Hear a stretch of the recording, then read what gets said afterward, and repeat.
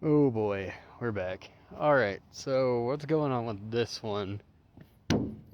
The engine's fucking cooked.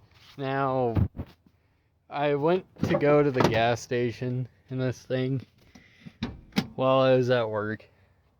And if you don't know what I am, you can look in the bio. I'm a painter. Duh. But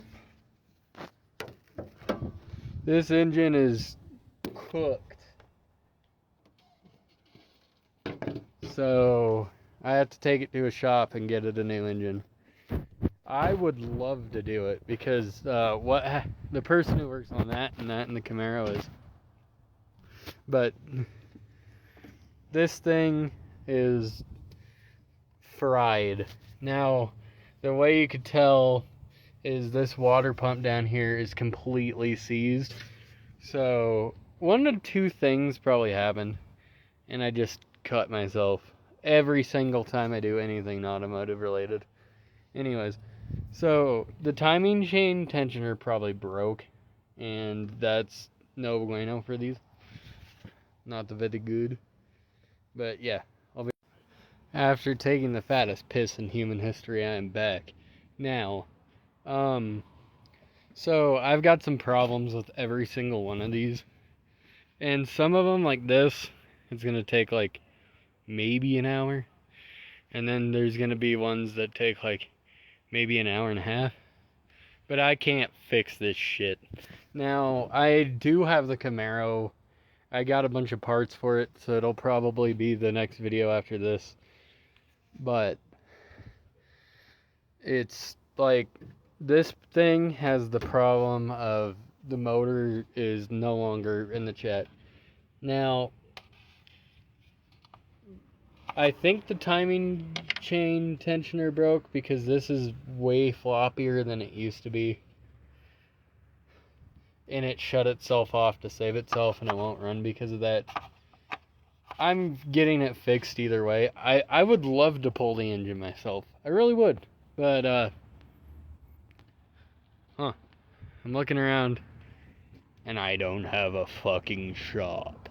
So, I'm stuck having to take this somewhere and waste a bunch of fucking money on it. But it was a good vehicle. Nothing really wrong with it other than that. So it's either going to need a timing deal or it's going to need a new engine. Both of them are around the same price. I'm just going to get it fixed so I could have my shit box back. This is one of my favorite cars I've ever owned. It's got 4-wheel drive. It's got decent gas mileage for what it is. And it's really comfy. It's got these nice seats and nothing really wrong with it other than the blood. But other than that, this thing ain't that bad.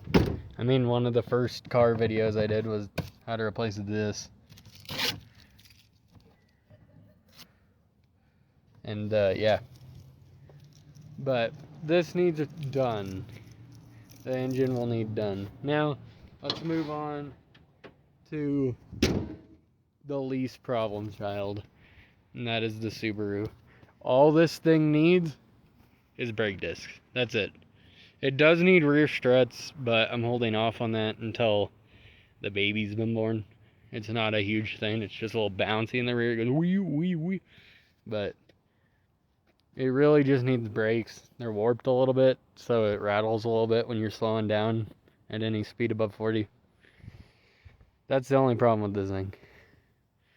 And this. I actually went to record a video fixing this, but iPhone being iPhone, it accidentally closed out of the app and I lost it. Like, I even went on a test drive with you guys and everything, but I lost that fucking video. It's gone. So the problem this needs is it needs an alternator because the voltage regulator went out. Now this is going to be like an hour and a half job. It happens. Can't really be mad at that. This is the only vehicle I am extremely mad about. And I'm not even that mad about it. It's just annoying.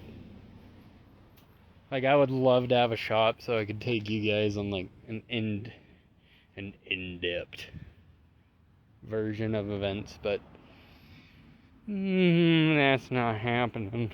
So we're kind of just stuck here. And I'm going to have to see what I can fix on it when I get back.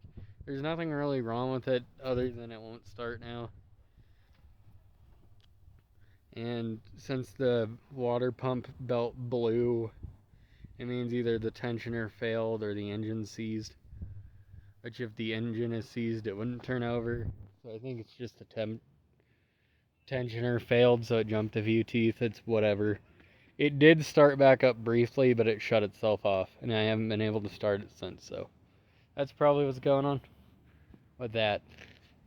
The Camaro, it doesn't have a lot of problems.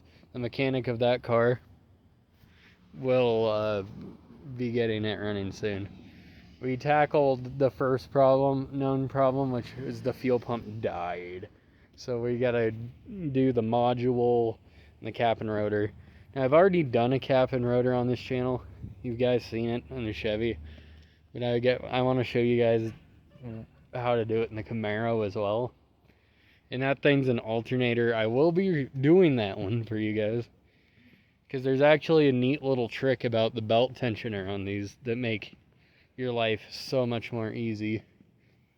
The only problem is you gotta move a bunch of shit to get to the alternator in this vehicle. Other than that, it's 2 bolts. That's it. But that's kind of where we're at with the fleet. The Subaru is the lone soldier. The Camara's still a project car. My favorite shitbox died. The Ranger's still drivable. You just can't go above 2,000. So I am going to go get it tested. And I will throw this battery in it to make sure that that's good. And that's not the problem. But I think it's the voltage regulator. Because as soon as you get above 2,000, I've cleaned the terminals. I even redid the ground. It's got to be the voltage regulator. But this thing, it's going to the shop.